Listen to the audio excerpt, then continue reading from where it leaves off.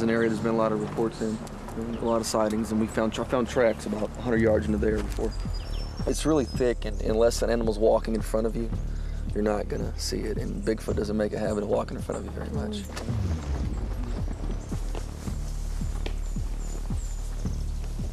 We've heard actually like something walking through the water toward us, and this ought to be a really good spot.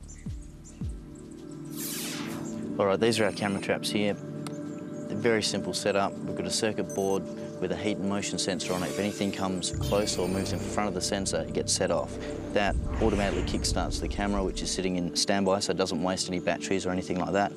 Starts recording as long as something's in front of the camera. As soon as there's not, stops recording, shuts down, waits for the next animal to cross its path. Chester's brought us to this spot here. He's had a few encounters when camping up on the ledge behind us. There's been creatures moving through this forested piece around the pond here, and never actually saw what it was because it just stays out of sight. This time we've got the camera traps up in the tree here. We're going to try and lure it in with some pheromone baits and actually try and see what was making these noises.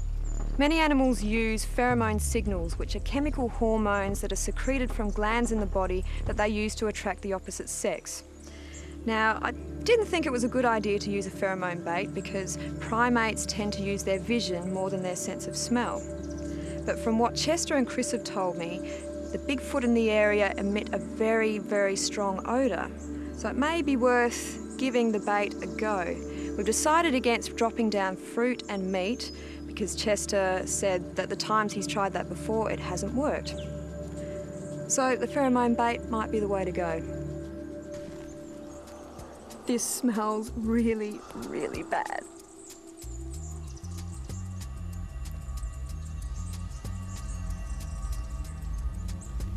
I placed the pheromone bait right in the line of Dan's camera trap. So if a Bigfoot comes down this pathway, it's going to smell the pheromone and get captured on Dan's camera trap. There's a perfect spot just there for a trap, up in that V, looking straight down that game trail.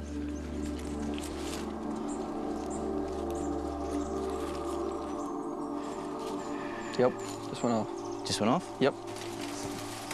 It's a spot where something's been laying. You can definitely see an impression of some kind of body under this shelter, these trees right here in the pine straw.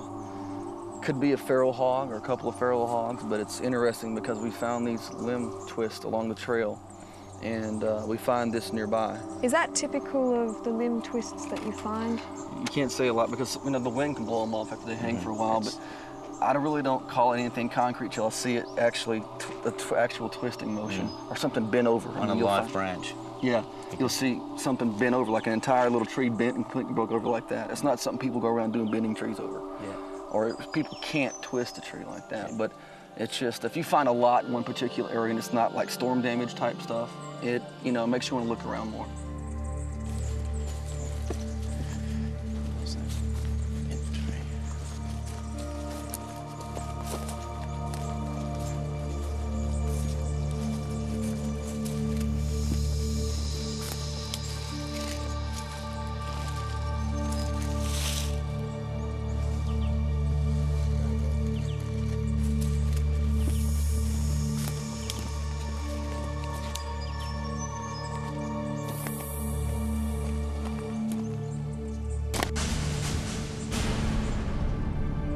Heard some stuff and we walked towards it and I saw something move behind a tree. I had to look up at it and Chester estimated it to be about, how high, Chester? 6.5, 7 feet tall. I mean, because she showed me the spot on the tree she saw it at, and it was about that high. Yeah, and I saw it move to the right. And so we started walking towards that and we were quite a ways into it and we could hear something moving underneath the palmettos, which are these things that are growing everywhere. And then as we got closer, we heard something off to the side of us make a really loud noise, like a branch snapping noise.